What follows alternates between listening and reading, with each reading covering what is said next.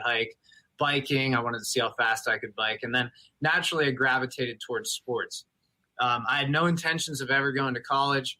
I thought the military would be a good blend of, well, I'm glad I didn't go. But anyway, I thought at the time it would be a good blend of, merging what I liked physically with having some sort of challenge and goal to work towards. But I actually had a pretty good scholarship to go to Duquesne University, ironically not for sports. It was for education, for academics. So I went, I got a degree in math. I have a minor in economics. I had a professor that was really hard up on me actually pursuing an advanced degree in economics, but I knew I wanted to start a business. So basically what I did is I found out what I was good at, what I like to do, and what I can make money doing. And where all of those circles intersected was gyms. It actually started out as personal training. So my business was contracted out from other gyms in the area. And then from there, it got to the point where I was paying so much rent and I had employees and different places that I was like, all right, you know what? I'm taking the plunge. So I actually opened my own first facility. And right after the COVID pandemic, I bought one of the facilities I was actually fired from. So now here we are, 2 gyms later and 9 employees, and I couldn't be happier, man.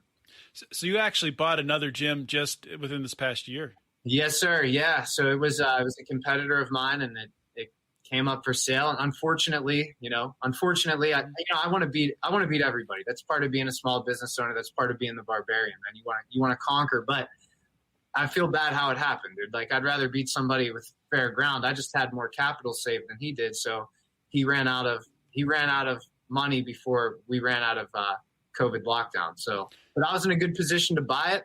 And, these employees needed jobs and these members needed a place to go. So I bought it and I revamped it, and I think we're doing well. So yeah, you kind of looked at, and a lot of times it's natural in business when you have obstacles, when you have, constraints on businesses, some are going to go under.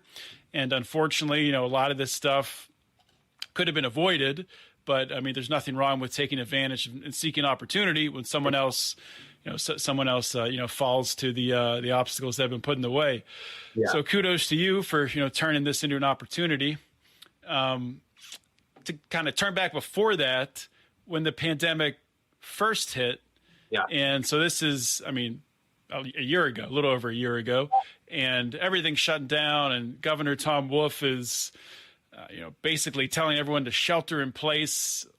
Every gym that I know of was shut down at least. Did you, during that first wave, you shut down as well? So yeah, man, believe it or not, as odd as this sounds, I stayed open until the very last second. I think it was like 8 a.m. on March, whatever, they were going to start enforcing. But the reason I shut down, honestly, is because my business was like, I didn't have the volume to support my staff, if that makes sense. So people were just afraid. And it got to the point where I was like, all right, look, we don't have the revenue that we did, a month ago. So we could either shut down, do what seemed reasonable at the time, 3 weeks to flatten the curve, let the hospitals not get overwhelmed. Hopefully people feel more comfortable. We come back business as usual. So yeah, that first time I did shut down for 2 reasons. Number one, it seemed like the reasonable thing to do when the data was wrong. Let's call it what it is. When the data was wrong, it seemed like the reasonable thing to do. But in addition to that, people were regulating themselves in a way that they were staying away from other people. So it got to the point where it didn't make sense. It wasn't feasible for me to stay open just to stay open. It would have been, great to just, I guess, stick it to the man. But in terms of dollars and cents, it just didn't make sense at that point to stay open. Yeah, nobody was doing anything during that first wave because just like you said, everybody believed what was being said because it kind of made sense. Rationally, hospitals could get overwhelmed. Let's kind of sit back. Everyone, let's kind of keep your distance for 3 weeks, and then when that's done, we'll kind of go back to normal. Which, of course, was a huge fat lie. Right. And a year later, we're still facing a lot of the same restrictions. Yes. So to get to the topic of the article and the Facebook Live and all that stuff around the grant that I guess was Westmoreland County, right, that offered it to you. Can you talk about how that came about and talk through what actually happened there? Yeah, man. So basically there was a bunch of different grants that were being thrown around due to the COVID-19, pandemic or lockdown. Let's call it the lockdown. There was a lot of grants being thrown around. I qualified. So I was in an area and then I was in an industry that was heavily impacted by the governor's mandates to shut down. So I qualified for this grant through the county.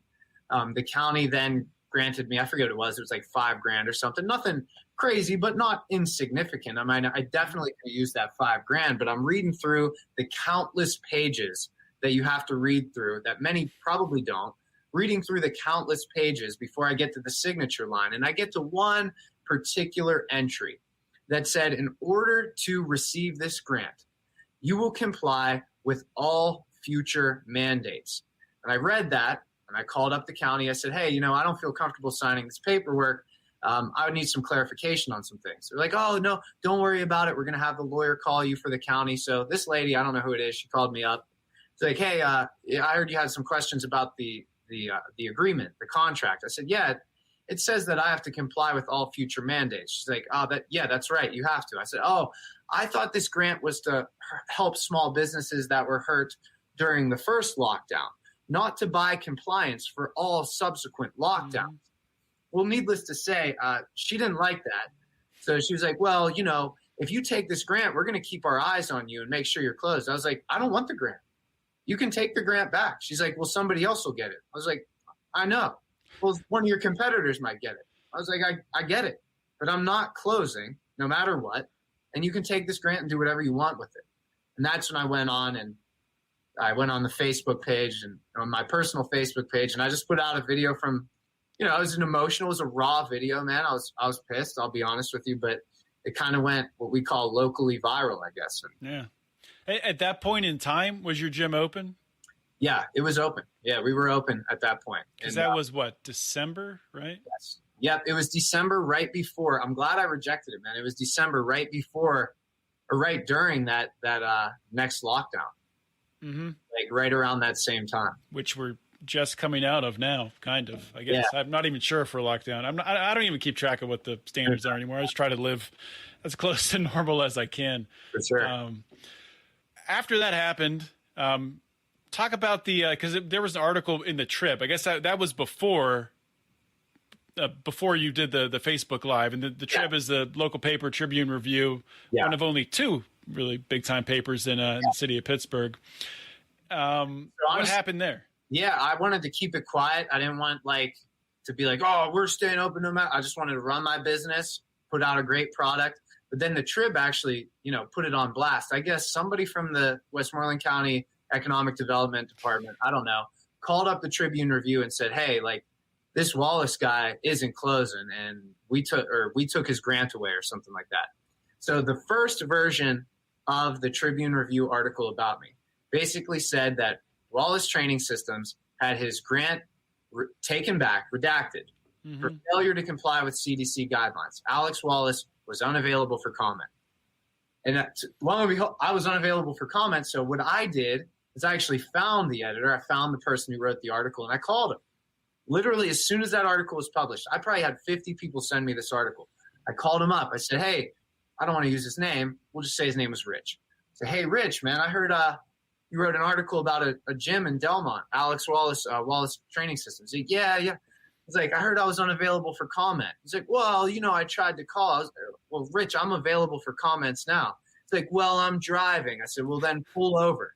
So he pulled over and I gave him my comments. I was like, look, Rich, let's be factually accurate here. Let's use the correct language here.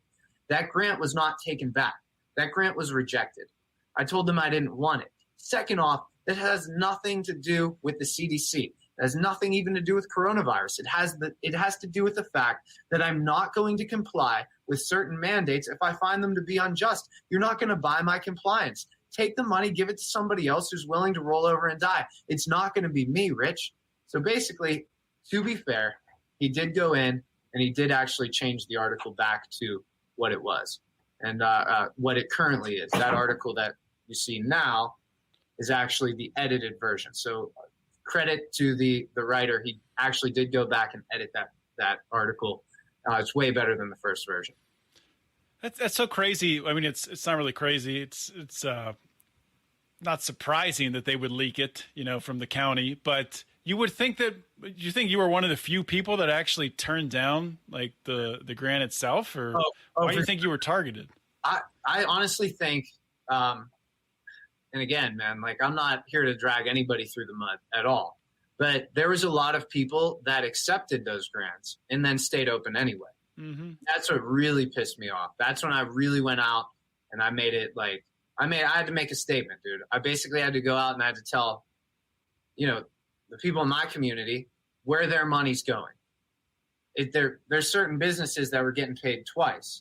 They're getting paid once for your membership or your services, and then once again through government coercion in the form of this grant. Like, let's make no mistake, this grant is either, and we can get into that, but I basically tried to elucidate where this money is coming from. It's not this pie in the sky money. It's your money.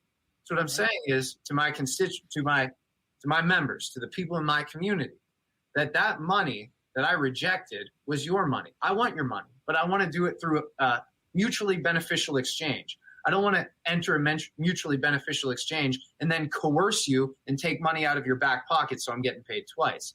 That's another thing that made me mad, because I do believe I am one of the few businesses to reject that grant, but I'm not one of the few businesses to stay open. All right, guys, taking a quick break here. Last week, I talked to you about Tyler Colford and his new song, also known as Crypto Man. And he's featured on a track with Intrinsic. It's called First World Problems. Basically, what it's doing is it's talking about different concepts are woven throughout the track, cancel culture, grifters, inflation, innovation, all kinds of different things. It's really, really interesting track.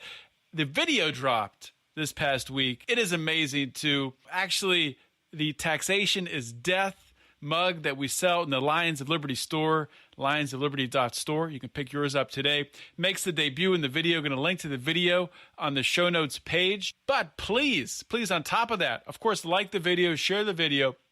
Please go wherever you listen to your music, Shopify, iHeartRadio, whichever one of these places where you listen to music, please like and follow Crypto Man. And please like this song, share with your friends. And it's just an awesome song, guys. So I got a clip for you.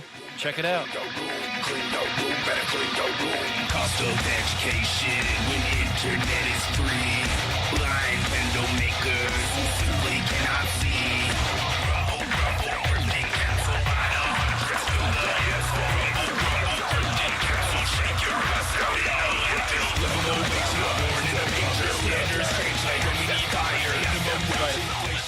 And you said during your live video that people came up to you and said, Alex, why not just take the grant? You can stay open on the side, kind of low key, which, as you just said, a lot of businesses did. Yes. And I mean, you put that in such a good way. I mean, not only are they, taking money from the taxpayer, but they're putting up this illusion, this false front that they're not actually getting paid twice when they are. They are. That's the way you put that. Yeah, it's true, man. And it's just a fundamental misunderstanding of where government money comes from. You know what I mean? And that's what the big part in my video that created the most controversy. The video and my response to the Tribune Review article about me is explaining where this money comes from. It's not, it's your money, right? It's either through the printing press, so it's devaluing your money in the form of quantitative easing or just printing more dollars, right? It can be in the form of taxation. Again, it's your money, right? Or it can be in the form of debt spending, which again is your kids' money, which is even worse. So it's one of those things where it's like people think like, oh, I'll just take the money and stay open. I don't think so, man, because I'm taking your money twice. Does that make sense? Oh, that absolutely makes sense. And even so, the money probably somewhat at least came from or was able to be budgeted because, that first, whatever the first stimulus was that Trump passed, which I think was just like $1 trillion or something ridiculous like that. But yeah, so a lot of that was earmarked, I think, for counties and, localities, things like that, which is probably where that money was coming from, which, hit the nail on the head. It's sure, it could come from taxpayer money, but more likely it's just a printing press, which at the end of the day is creates inflation. expands the money supply, which, money's a commodity. So you create more of it, it's going to become worth less, which is just another form of taxation and impacts the poorer and the more vulnerable people the most, who are living, paycheck to paycheck and don't have any room to, be flexible with their money. Absolutely. It's hurting. It's squeezing the lower and the working class more than anybody when you do something like that. People don't understand that. With the best of intentions, you got $1,400. Some people got $1,400 or however much it is. I don't even know.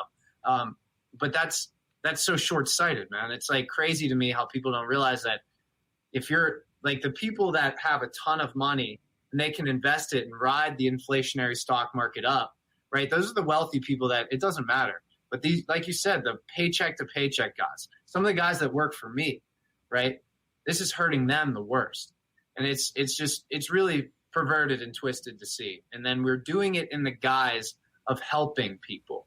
It's insane. Mm-hmm.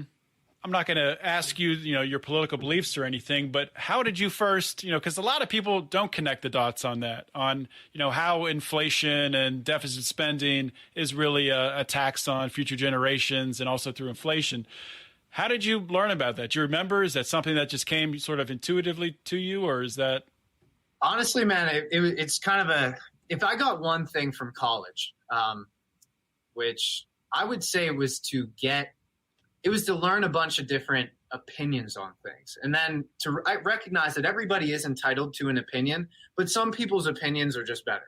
You know what I mean? They're more thought out, they're more researched, they're more studied. And I was fortunate enough to actually have a very good economics professor, several of them, but one in particular that stood out. I really didn't appreciate him until I actually started listening to his podcast recently, and that's Anthony Davies at Duquesne University. He has a podcast called Words and Numbers, which is absolutely fantastic. But I actually went into college as a big government Democrat, right? That was just how I felt. I was like, oh yeah, we can do this. The government should do this. The government should do that. But then when you recognize just how inefficient it is, not to mention how, and this is more of a political philosophy thing, how each one of these things that must be implemented by the government is implemented by force, it just changed my perspective quite a bit. And I don't think that I would have come to that on my own, right? Anthony Davies, Professor Davies, Dr. Davies basically oriented me in that direction. And then I just ran with it, man. It's a passion of mine. Like I do read Thomas Sowell. You know what I mean? I read all of his stuff. I do listen to economics podcasts. I still read the Wall Street Journal. Like these things that this professor got me into, he probably doesn't even remember me, to be honest. But like he had such an impact on my life and my political beliefs that it was just, it was incredible. So no, man, it didn't come intuitively, I don't think, but it came from a great professor as well as a lot of personal research. Yeah, that's super rare in the university or the college setting to find an economics professor who approaches economics that way. So many are, more of the big government spending, sort of supporting stimulus packages and spending our way out of everything. Sort of like the broken window fallacy, familiar with that? Like, you just need to stimulate the economy. We just need to break some stuff. Like break the windows, right? Yeah. So kind of turning back to your business here, you're expanding, going forward. What kind of plans do you have? Where do you see yourself, your business, your gyms, looking ahead, 5-10 years? Honestly, man, I just want to keep putting out a great product and keep building the team. That's what I think of. I really have a passion for creating jobs, as weird as that sounds. It's cool to me when I can create a job and I know that person is living a better life because of the job that I can create. And to me, it's awesome to be able to create a job that's centered around getting people healthy and happy and feeling good about themselves, right? So to me, it's like where I see it in 5 or 10 years, I see us continuing to grow. But I see us continuing to improve this community, continuing to provide good paying jobs, and hopefully we can do that for years and years to come. Will I always be in fitness? I don't know, man. To be honest, I have no idea. I know I'll always be in business in some capacity. I think entrepreneurship's in my blood. I think a lot of people kind of like glorify that. I think it's a blessing and a curse, honestly. It's a blessing and a curse for entrepreneurship. If anybody's really an entrepreneur, if it's in their blood, they know that. They know it's a blessing and a curse. So I know I'll always be involved in business. I don't know how long I'll be involved in fitness, but I do think we're doing positive things in the community, and I hope I hope this gym, whether I'm the owner of it or somebody else, does that for years and years to come. So you were just saying that you think, entrepreneurship is a blessing and a curse. Do you think it's something, because there's kind of a debate on this, is entrepreneurship something that it's either in your blood and, that's the way you have to be, or do you think it can be sort of learned and you can sort of grow into becoming an entrepreneur? I don't know, man, because I'd love to say, the bleeding heart liberal in me that still exists deep down in there wants to say, oh, anybody can do anything, but no, you have a genetic proclivity to certain things, right? I think an entrepreneur is somebody that has a high tolerance for risk, right? They're open to new experiences, open to new things. It's a calculated risk, but I bought a gym in the midst of a pandemic, right? That's not normal guy stuff, and I understand that, right? You have to have a certain orientation towards behaviors that lend itself to entrepreneurship. You know what I mean? It's kind of like the corporate life cycle. Where you're at as an entrepreneur, the skill set that you have might be great for a corporation that's existed for a very long time, but that might not be the same skill set and personality traits that are necessary for a corporation that's just getting started. Mm-hmm. You know what I mean? And I think like the visionary, the entrepreneur is great in that startup, but I do think like the people that are more level-headed, I use that term loosely, but people that are less risk tolerant, they're better off in a corporation that's been around for a while, and that's how that corporation will continue to exist. So I'd like to say that's a long-winded explanation for I'd like to say that anybody can be an entrepreneur, and anybody can, but not everybody can do it comfortably, and not everybody can do it well. So I do think there are certain genetic traits, particularly centered around your personality, and honestly, maybe even a certain level of intelligence, not like specifically IQ, but specific things, like almost street smarts, if you will, that I think you're born with that lends itself to entrepreneurship. Yeah, I think I definitely agree with, I don't think it's necessarily black and white, but I definitely agree with your points. I do think that, the public schooling system that we have sort of steers people away from entrepreneurship because you're just kind of taught to, the bell rings, go to your next class, the bell rings, you're free to go home. It's sort of this, regimented factory worker type thing, which kind of goes right into how you need to behave to be in corporate America. So right. I toe the line on both. I'm still in corporate America and I'm an entrepreneur, and which it's kind of like it's tough because I'm able to be comfortable enough being in my corporate job that, it's kind of takes away from the amount of time I need to put into really scaling a lot of the side hustles. But so it's funny though, and you can obviously cut this out if it's ridiculous. But so I have a lot of different.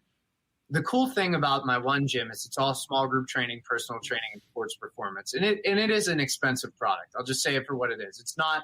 I don't think it's overvalued. I think it matches the value that we create for our clients. But the people that come down there have expendable income. They're intelligent. They have good jobs. They're you know what I mean? They've just put themselves in a position where they have enough expendable income to pay for a one-on-one personal trainer or small group training consistently 2 or 3 times a week. So the way it was explained to me is, and this lends itself to your point. He said, when you enter corporate America, and you can even apply this to high school, think of yourself as a dog that used to have balls, and then they get cut off.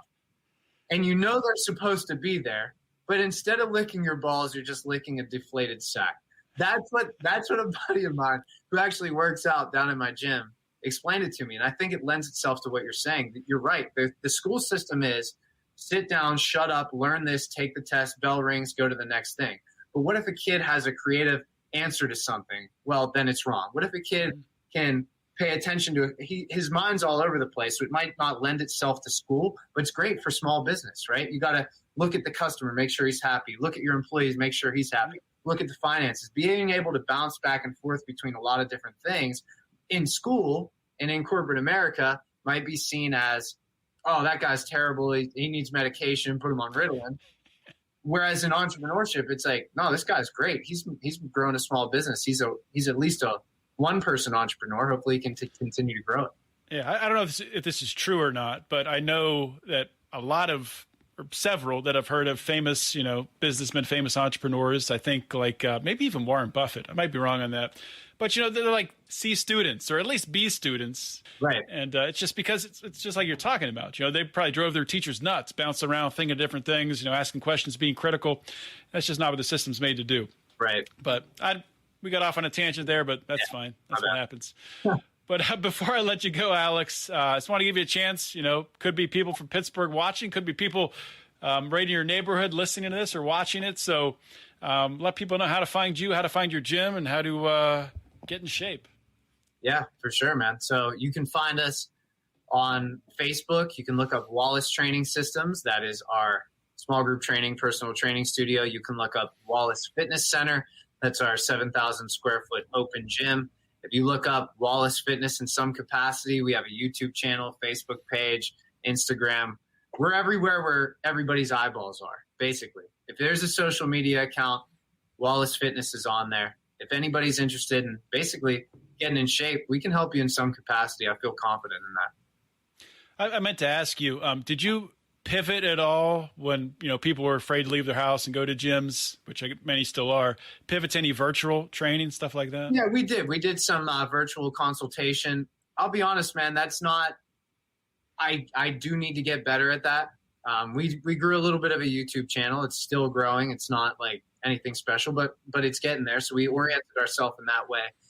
But I get my energy from being around people, if that makes sense. Like where I'm best at my job is when I'm with the person and we're interacting in a way that can only be done in person. I'm saying I haven't built the appropriate skill set yet to exist in the Skype world. I'm working on it, and we certainly did some of that during the pandemic, but not as much as I know I probably could have, as much as I should have, and as much as I should be doing in the future, lest anything crazy like this ever happen again. Yeah, well, let's pray that it does not, although we're not out of this one yet. But Alex, I want to thank you for coming on the show, being so open, and keep hammering, keep going at it and taking risks. Thanks, John. Hope you all enjoyed that interview on Finding Freedom. Another awesome guest.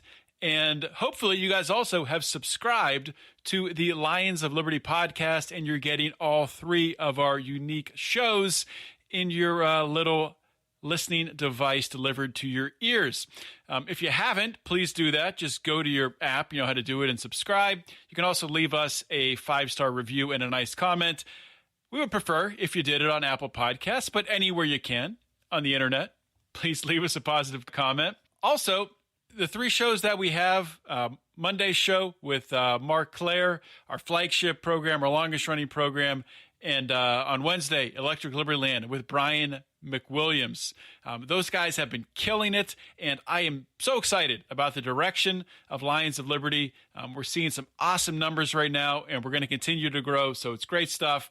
If you want to support us, we would love that too. Please go to patreon.com/Lions of Liberty. You can support us for as little as a couple bucks, or if you get in at a higher level, you get merchandise and access to us, and all the way up to you can advertise on the show or get to even produce a show. So check it all out, patreon.com/Lions of Liberty.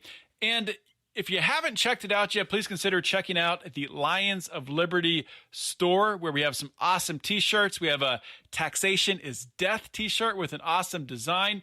We have a Wax On, Tax Off t-shirt. And we're always coming up with new ideas and adding new t-shirt designs to the store. Check that out at lionsofliberty.store. And if you're in the Pride, you get a discount on anything you buy in the store. So you do both of those things and you win. That's all I got, everyone. Thank you so much for listening to today's episode. This is John Odermatt signing off. Always remember to keep your head up and the fires of liberty burning.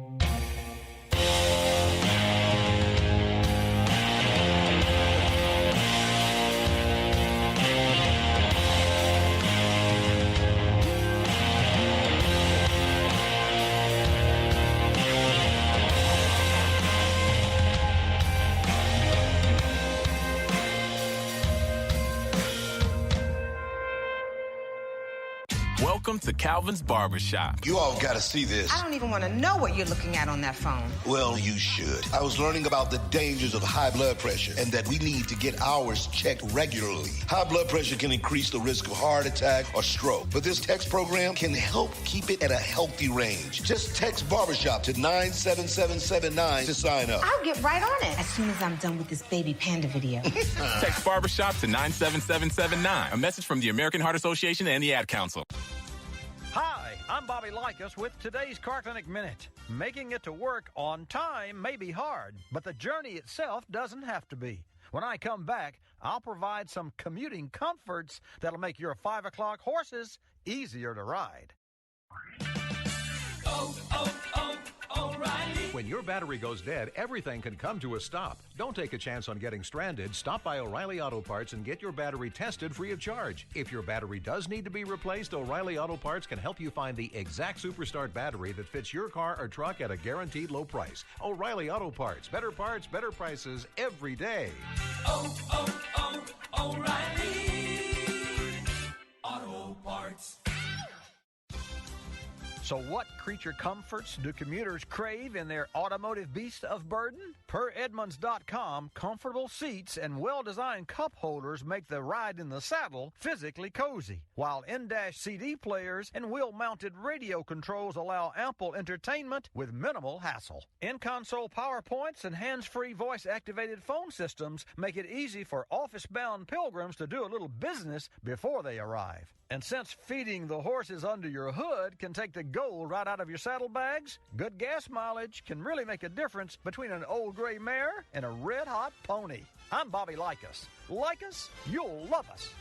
You're struggling. Let me be straight with you. This is a radio commercial for 3 small business insurance. The policy has no fine print. It's clear what's covered. So while you can't see the following scene, just know that this pet store is protected by 3. Joe, did you leave the snake tank open? Look, I don't want to point fingers, but yes. It's biting me! Sorry, sir! I'm calling my lawyer.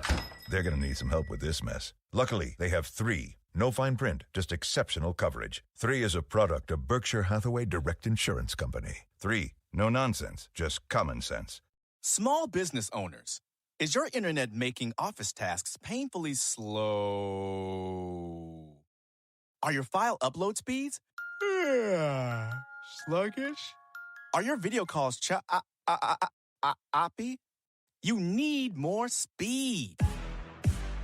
AT&T Business Fiber gives you up to 20 times faster upload speeds at half the price of cable. Faster upload speeds mean smoother, less glitchy video conferencing and faster file transfers. Visit att.com/businessfast or call 844-647-FAST to get our best price on our best service. Imagine it, up to 20 times faster upload speeds at half the price of cable. AT&T experts can help you upgrade to AT&T Business Fiber. Soon, you're going to love your internet. Call 844-647-FAST now. Comparison by Telogical Systems, 12-2020.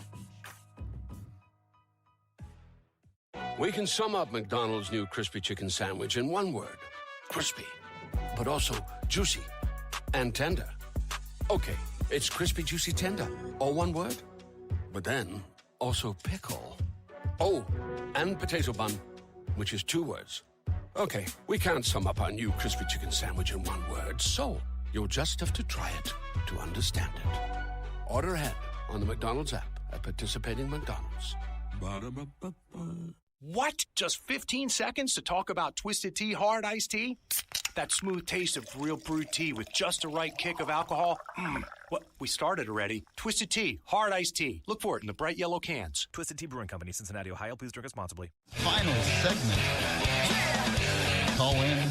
Well, right now you can't call in because the lines are wrapped up. But perhaps we'll be able to get you in. We'll see. It's Mark with you. Beakless Mountaineer. And Bonnie. And I'd like to offer a quick retraction. It wasn't I don't work for you. It's I'm not working for you. Give me a break, man. Don't be such a horse's eh? Oh, wow. That's what Biden said to the guy who asked... Yep. He was asked, you're working for me, man. He said, I'm not working for you. Give me a break, man. Don't be such a horse's eh? Wow, he's always been saying, come on, man. Yep. He's always says man. It's a funny thing. Well, he doesn't work for you. And anytime a politician suggests they are working for you, well, unless you're some kind of like rich corporation or lobbyist or something like that, they're lying. I bet that union worker guy was real surprised, though. Like, what? But you're the government. Yeah, same conversation where Biden says, you're full of ass. Because, cussing out working people, that's how you get voted in. And it is. It is. I was so shocked after I saw that I never heard about it again, because it legitimately creeped me out to see the way his face looked when he got all angry about it. It was creepy. Geriatric demon look. Yeah. It's amazing. Let's go to the phones. We've got Billy in Arizona. Billy, you're on Free Talk Live. Man, your phone screener is really dumb. You hung up. We got done with that call a minute ago, and I'm like just listening on the phone, and then the call screener dude, whoever that is, comes back on the phone, and, and then asked me who this is. So I just quick make up a name and